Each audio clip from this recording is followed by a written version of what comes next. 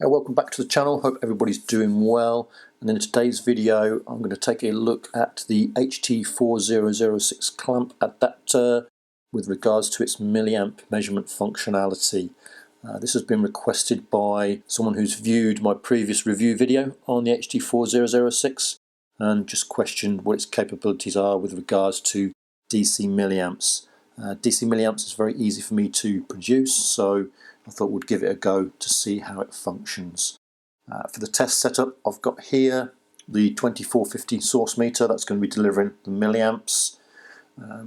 If we just go to the back here, you can see behind the 2450 there is a resistor bank here, and then we have the actual clamp adapter set to my current loop. If we go in on there, you can see I've set the HT4006 there to the 40 amp range. The resistor over here, this is actually 4 ohms. All it's there for is to give a bit more control for the 2450. Otherwise this loop here would just be a complete short circuit and it would make it hard for the 2450 to deliver an accurate current, whereas putting a little bit of resistance in there makes it a bit easier for it.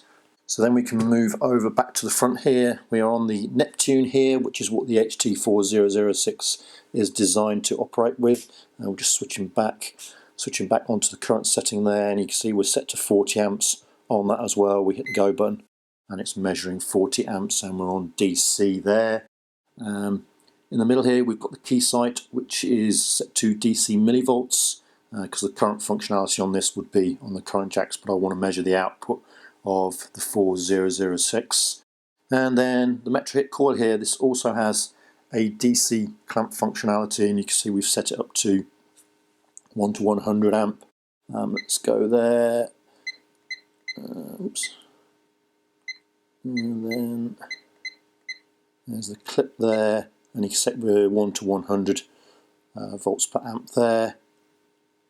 So that takes you back to measure. So everything's all set up to be able to measure current from this 4006. We'll stick the output on, so we are now generating 100 milliamps.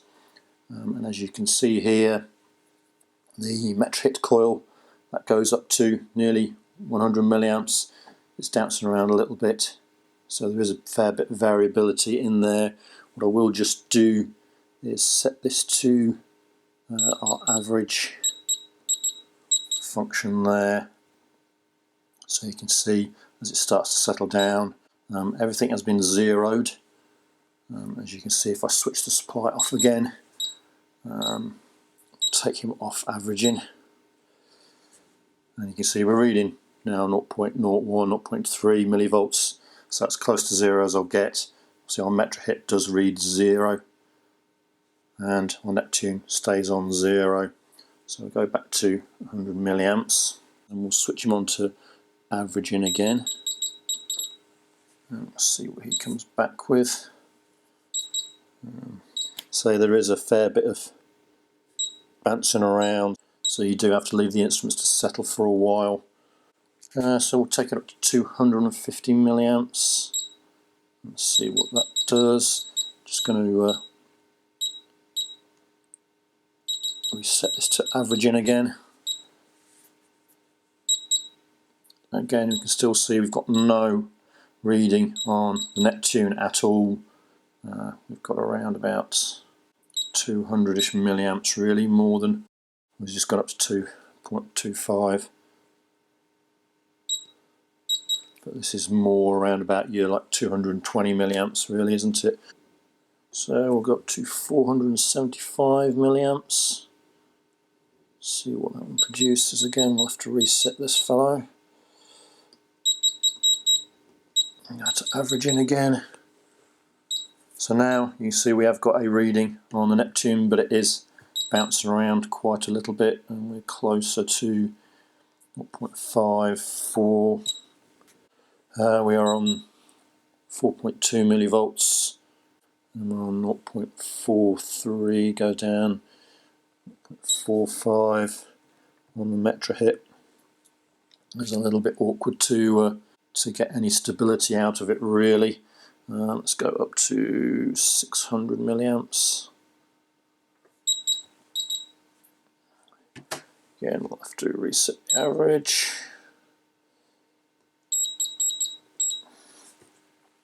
Okay, so this is 600 milliamps, or we've got 599 on the source meter. We're reading 0.61 on the Neptune, 5.505 and 0.57 on the MetraHit.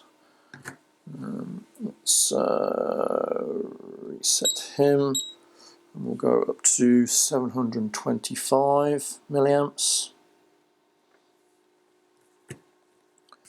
So now we are reading 0.76. We go to average in again.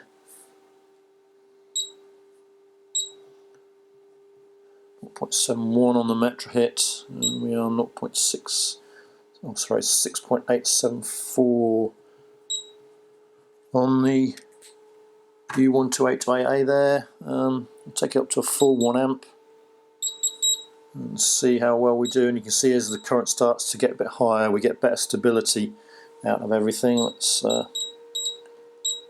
average him out again. Doesn't seem to have worked very well, does it?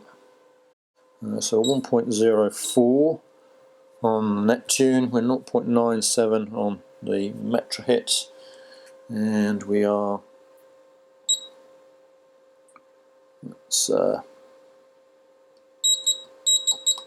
reset him, so we're 9.56 on 9.5, going up a little bit, 9.615 on the U1282A there. So we've got some results there. I'll put these into a table and then we can have a chat about the results. Here's our results table then. You can see on the top there, on the very left hand side, we've got the column for the current injected.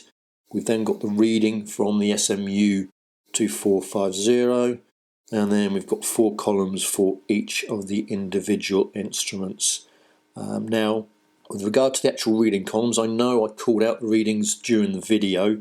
However, what I've done in editing, I've frozen it at each measurement point and taken the reading from each of the instruments from the video so they all correlate at the same point in time. For each of the instruments, we've got the reading, the minimum, the maximum, whether the reading is in tolerance or not. The tolerance itself, if we look down just below the table on the left hand side, I've got the listing for each of the instruments. So for the HT4006, you have a plus or minus 2.5% of the reading. That tolerance has to be added to the tolerance for each of the instruments listed below it in order to get the minimum and maximum for each of them. With regards to being in tolerance, our Neptune there, we've got 4 readings out of tolerance, the first 4 readings, and then we've got a couple at the higher end that are within tolerance, so 725 milliamps and above were okay. The U1282A there, we've got a big problem, haven't we? They're all out of tolerance. Having said that, they are all below the minimum value, so that could well be a zeroing issue.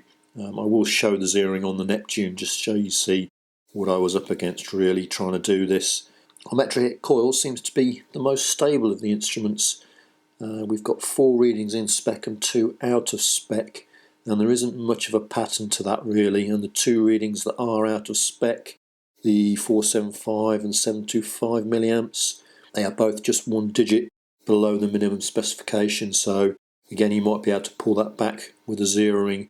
In hindsight, probably doing all 3 instruments in parallel was not the best choice, because each instrument probably wants its own zero, doesn't it?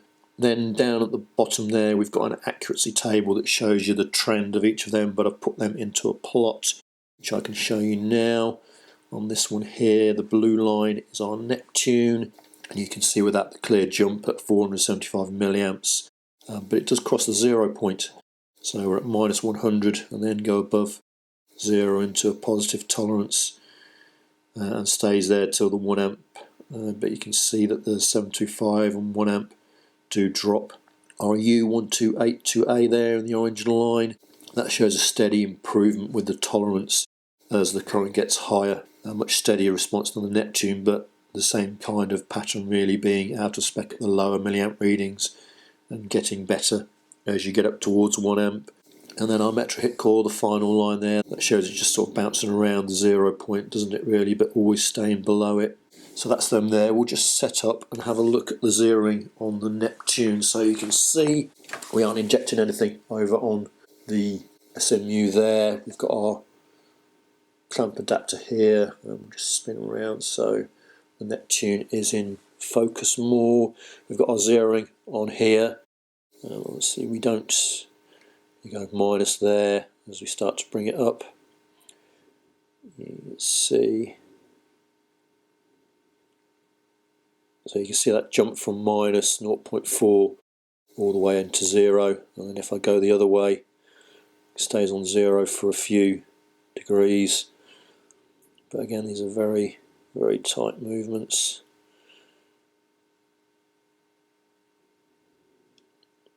And you see it jumped up to 0.4 there. So it's gone 0.4, 0.5 amps there. You can't get anything in the 0.1 or 0.2. So I would say, although this spec on this instrument is 0.1 to 400 amps, on the way I've worked here, you just can't measure 100 milliamps with this. I would only ever use this clamp probably from 1 amp upwards, really. I think that's where it's best for its measurements. I can put the clamp back on and we can see what the reading is at those. We've got set him up for 100 milliamp and switch him on, and we go up to 0.6 then. So you're getting your 100 milliamp there, but obviously it's completely out, isn't it, to what you are expecting the reading to be. Try and turn the 0 down, but you see we just can't get anywhere near 100 milliamps even with messing with the 0. In practice you just can't seem to be able to achieve it. So there you have it. That's the HT4006 on milliamp operation. Probably not the answer the viewer was looking for, but it is what it is. As I said, I think I'd stick to reading between 1 amp up to 400 amp with that particular clamp, and certainly with the Neptune. You might be able to improve it with using one of these two instruments, but these instruments are circa £1,000 each, so I doubt if you're spending that much on an instrument you're going to want to pick up a low-end current clamp for use with it. You're more likely to pick up a clamp with a higher specification, aren't you? But there you go, that's it for this video. Thanks for watching. I hope you found it useful, and I'll see you again in the next one.